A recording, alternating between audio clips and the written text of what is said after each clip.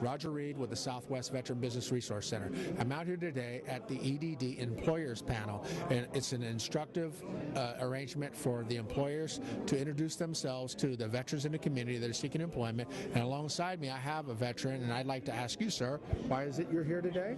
Well, I'm here to actually learn a little bit about what companies and hiring practices are. I'm transitioning from the 20-year career in the Navy into the civilian community, and it's just gathering knowledge so I can get organized and transition successfully. Well, good luck with that, sir. I Thank you for your Thanks. service. Yeah, once again, this is Roger Reed with Southwestern Veteran Business Resource Center. We'll be asking other veterans and employers about their participation in this event and in their outreach to make sure that our heroes who have served are being served by the employers in their community. Thank you. My name is Judy Mizawa, and I'm here as part of the Stories for Service project, Digital Clubhouse Network, and I've done oral histories with World War II veterans and also my own sister's story, who was at home during World War II in a war camp. Were you in a war camp? I was born in Archi, Colorado, which was one of the relocation centers. They called them evacuation centers, but yes, I was. All of my family was born in California by the same doctor in Turlock, except for the seventh son, who was born by the son of the doctor, and I was born in the camp. What was that like for you living there? Well, you know, I actually don't remember it because I was only there a year, but I did a lot of the follow-up during the redress campaign and spoke to many, many people about the experience. And I heard about the camps all of my life because all of my siblings had been there who did remember it. What was it like for you, obviously with your siblings and your parents living there? Well, I always felt that there must have been something wrong with the family because when I would write my birthplace, I would have to write WRA Archi, Colorado, which was in essence a jail, really, and not knowing that. So when I got involved in the redress campaign, my motivation really was to vindicate the family, because I had always thought something was very wrong with us. And it turned out it was just an entire community that had gotten sent away from the West Coast. What were the things that you encountered, obviously because of living there? Well, I mean, because you said it did affect you. Well, you know, recently it was interesting because I've also been to Dachau and to Struthof, and when I saw the layout, I actually got involved with the redress movement because I was on the original reunion committee of the Archi, Colorado residents. It had started out as a block thing and then expanded it. I had been involved in politics, so I kind of knew how to build up interest. And we had 800 people turn out at the Miyaka Hotel in San Francisco, and this was in 1976. And it was the first time that many, many, many of the people had ever spoken to each other. And they didn't really want to talk about the camps. They just wanted to catch up with each other. Anyway, I got involved with the actual movement. We had a leader in that group, Edison Uno, and so I spoke to many, many people, and we prepared for the Presidential Commission, which Jimmy Carter established. And there were many residuals from having been in the camp. And I know one of the things that I realized later was that we were never in the history books. When I was a senior in high school, I did a book report, which was one of the very first books about camp. It was called Home Again. We never had any discussion about the actual removal during the time that I was in school. The civil rights movement didn't come really until after Lyndon Baines Johnson signed legislation. So I had gone to school before that. And it wasn't until 1965, for example, when my name was pronounced correctly the first day of school, because the California history teacher knew something about Japanese Americans. But prior to the civil rights movement, it was just an omission. It was as though we didn't exist, that nothing ever happened. And it was always tied to Pearl Harbor, December 7th, and that we were Japanese. We weren't, we weren't Americans. There still is residual from that. So, how old were you when you were in the camps? I was only born there, and I lived there for a year. But there were many after effects, and they still go on. There still is some, disparaging kinds of thoughts about Japan and how we are still connected with Japan, which, of course, we never were. Are your parents here today? My parents died very young. What happened was, while we were in camp,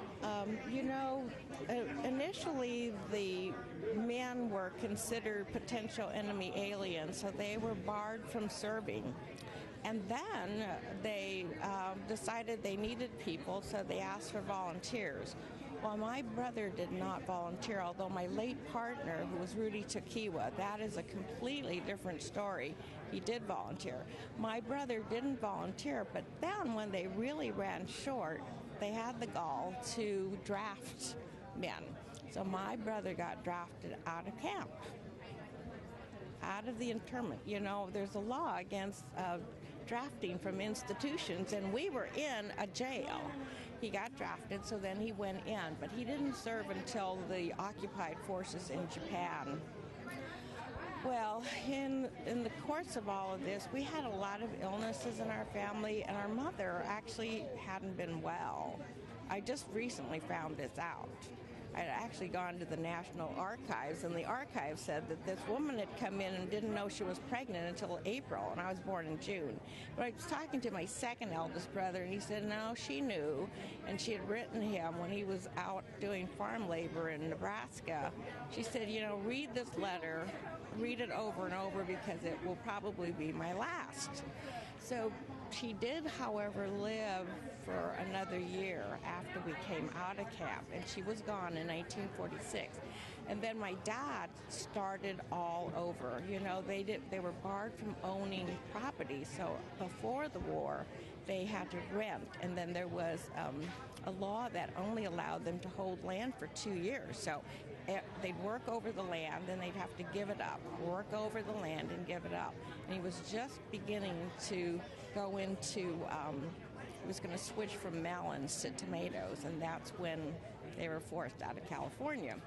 And one of the last check stubs was the final payment on a tractor, because he had used a horse up until that time. So anyway, we were in the camps from 42 to 45, and then at that time my dad came back as a farm laborer and started all over again. He would have been 55 at the time. And then decided that we would move to Santa Clara Valley to raise strawberries. So at that time he worked and became a citizen in 54, and we bought property in 56, and he died in 57, so he never did get to live on the property. So our family was very young when we lost both of our parents, and there were 8 of us, and 3 of us did go to college. You are.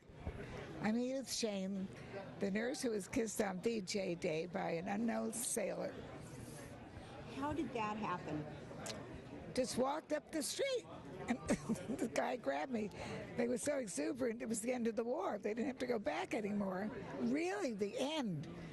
After we had defeated Japan, and they had finally said that they were defeated. And so everyone was kissing everybody else. And I was kissed, and I walked away from the man. He walked away from me. I guess he was looking for more people to kiss. But that was the end of that, I thought. How old were you? I was 27. And I was glad to be. I was working in New York as a nurse. I was working at the hospital, and we walked out. My shift was completed, so we went down to Times Square, where all New Yorkers go when there's a celebration.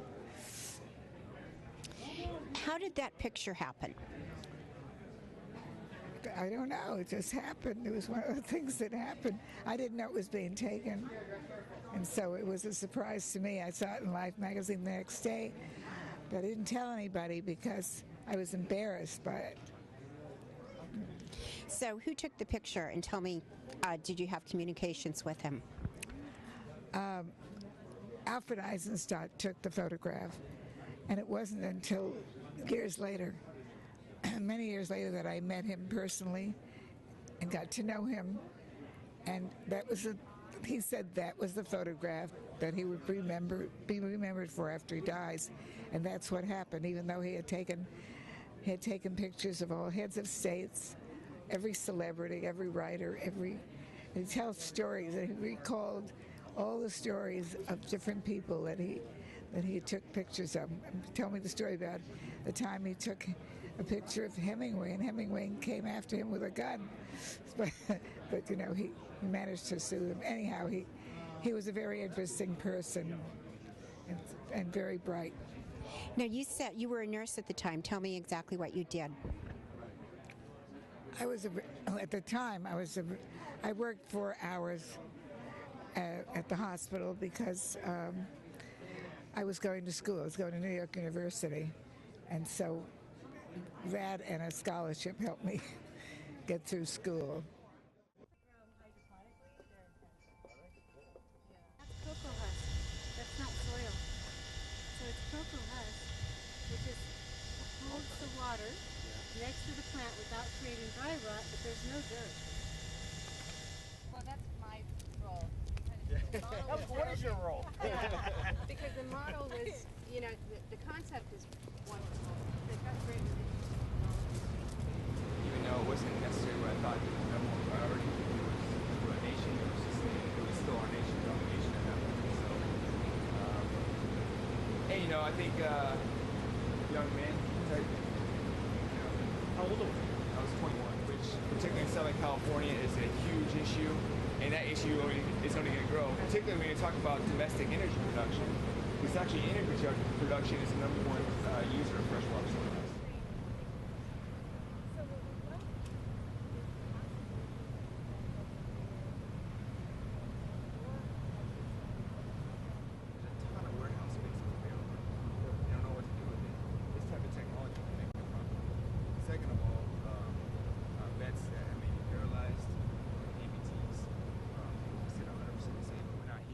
To do certificated curriculum. So the vets come in for a 90-day program. It'll be mixed with their general population as well. And the vets will leave with a certificate from Maricopa Community College. And we're also looking to work with USDA so we can meet some of their certification for organic handlers, you know, food processing, health department. Let me ask you this though. I open this up somehow. Open the circuit up.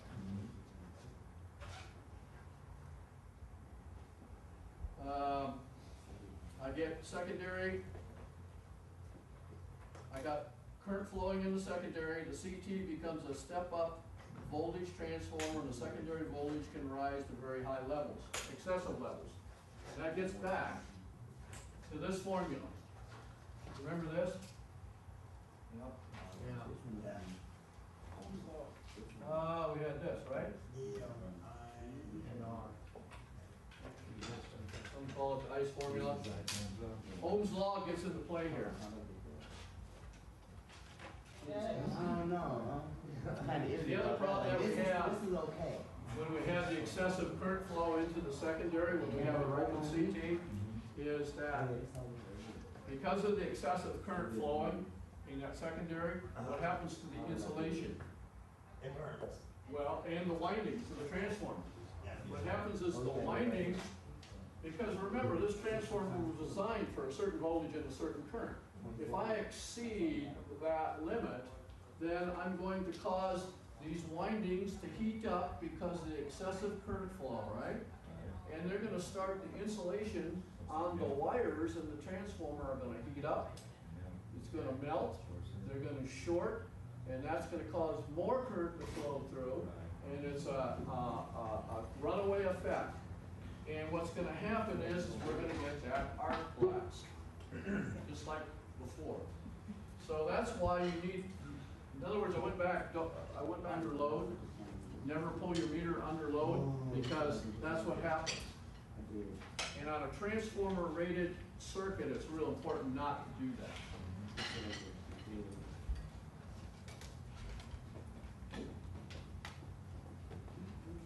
Okay, so I think we got it on the self-contained meter.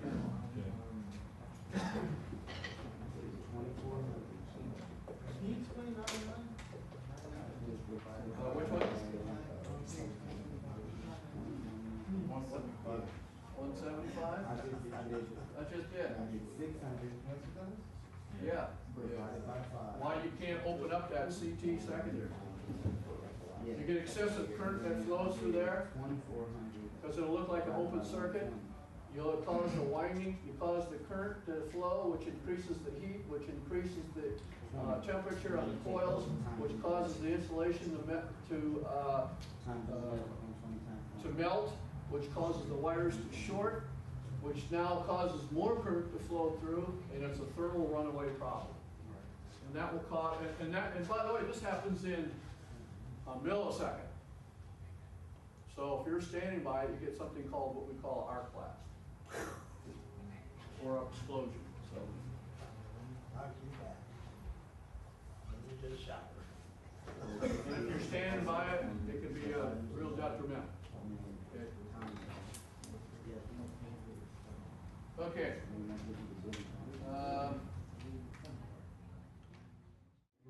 120, 7,200 divided by 60 is 120. 7,200 divided by 120 is 60. Yes. So that's the turns ratio of the transformer. Right. 60 to 1. Right. Am I rolling? Hi, my name is Sherman Gillums. I am a retired Chief Warrant Officer from the United States Marine Corps. I was injured in the line of duty, non-combat related, but I've dedicated my life to taking care of paralyzed veterans here in San Diego. I work for the Paralyzed Veterans of America, the Cal Diego chapter here in San Diego, and I'm currently the president, but I was also the editor at one point and the vice president. I was a service officer. I worked to obtain benefits for veterans and their families, and I believe service has always been integral to my existence. I think that everybody at some point should take on causes bigger than their own, bigger than themselves, and I like to think that I do that as a rule in my life. Hopefully, by having events like this here in San Diego, we can encourage people to get off the couch, get out of their homes, visit a VA hospital, go work for your local Multiple Sclerosis Society chapter, various homeless shelters, and find a way to give back, because we live in a great society here, and a lot of its greatness flows from the fact that there are people willing to step up and unselfishly give their time, talent, and effort to a cause bigger than themselves. So hopefully today will encourage that same mentality to pervade the San Diego community, and I look forward to seeing you all out there. Thank you. Jennifer Shadler. I'm the program designer of Reality Changers. This is Marcella Salgado, our communication. Speak just a little slower. Oh, sure. Too, but they won't be able to. Yep, absolutely. Thank you. I got it. Okay. Hello, my name is Jennifer Shadler. I'm the program designer of Reality Changers. This is Marcella Salgado, our communications director, and Stephanie Zapian, one of our graduates of the program, and now a student at San Diego State University. We help inner city youth be the first generation in their families to go to college through SAT preparation, weekly tutoring, as well as summer academic programs, and we go to Forest Home Christian Camp to better the students' spiritual lives as well. Throughout the year, we have programs for our students, and really our volunteers are the ones that make it all happen. They are our impact team, standing for influential mentors providing academic college-level tutoring. They give of their time and their money, but most importantly their time and their minds to help these students with their grades and their study skills to provide them with the all of the skills necessary to go to college and succeed in college. Some of our impact team includes active military as well as retired military, and they have been amazing to our students and really helping them achieve their academic goals and really being the first generation in their family to go to college. We thank these active duty and veterans as well as the rest of our community volunteers. Yeah. Stephanie, can you do the same thing? Okay, thank you. My name is Staff Sergeant Daniel Montague. I am the commanding officer of the Mojave Viper Young Marines out of 29 Palms, California. This is my training officer. His also name is Staff Sergeant Jennings. And I got my Young Marines. I've got Young Marine Lance Corporal Montague, Young Marine PFC Tipton, Young Marine PFC Perez, and this is my Young Marine First Sergeant. Thank you, First Sergeant Tipton. Why are you guys here? We are here to support the Temecula Valley Young Marines. We've invited here to help out, to be able to tell the stories to the stories of the veterans, to make sure that they are heard. Also get their chance. The children are supposed to have 50 hours to 100 hours of community service a year. So this helps out the children also to get in the community, get involved, and to help out. Tell us about the organization. How did this all get started? The organization itself was started by the Marine Corps League sometime back in the 50s, and it's just been a growing evolution since then. It's getting bigger and bigger. It's growing faster than about any other youth organization. What would you say, I have a couple questions here for you. What would you say your most memorable experience is? I understand somebody has a daughter here. Tell me about that. Yes, that's me. It's my daughter right here, Lance Corporal Montague. She was a young Marine in Swansboro, North Carolina, and when we had moved out here last year, there was no unit. So she had asked me to start one, kind of like as a joke, and I did some research on it to find out how I needed to do it, and I recruited a staff, which Staff Sergeant Jennings, one of my original staff members, and we got together in a few months. We were able to go ahead and start recruiting and getting children to join our unit. How are you recruiting, and how many kids do you have? Recruiting, we do all different types of methods. We do just by word of mouth is a big way that helps us out. A lot of people on the base help us out with that. We also put out a lot of flyers to let people know that we're in the area, that we're doing this, news, television, whatever we can. So. And what type of organization, what type of activities do you do with the kids? Types of activities vary. We're only limited to our funds and our imagination. So, like I said, us being pretty new, we haven't done a whole lot. This is our biggest event that we've done so far, but we have done other fundraisers to help out with Toys for Tots in the past. So. I have a couple other questions. How many kids are you guys responsible for? I have 13 recruits right now and 5 young Marines. One young Marine is not present, was unable to come today. So. And how old are the kids that do this? They vary from ages 8 to high school graduation. And where do they usually go afterwards? I'm sorry? Where do they go afterwards? Do they join the Marine Corps? The program, we really want the kids to push for what they want to do, look for their dreams. There's a very small percentage that actually go into the military. If they tell us they want to go in the military, we try to help them out, point them in the right direction. If they want to try college, we even try to help them, find out what they have to do to obtain their goals pretty much. And how many hours do they spend a week for you guys? Again, that varies. We do mainly about 3 hours a week, but sometimes it changes to, we'll have a Saturday, we'll do 5 hours on Saturday, 3 hours on Friday, so it just varies. And their time commitment. And what about length of time involved? Is it a year? Is it 2 years? The program, if you started the program when you were 8 years old, you can stay in until you graduate high school. Vets, and we proudly serve all honorably discharged veterans from the Army, the Navy, the Air Force, the Marine Corps, the Coast Guard, National Guard, and all reservists. We are proud to serve you. We are California AMVETS, and our credo is serve veterans and serve them well. Thank you.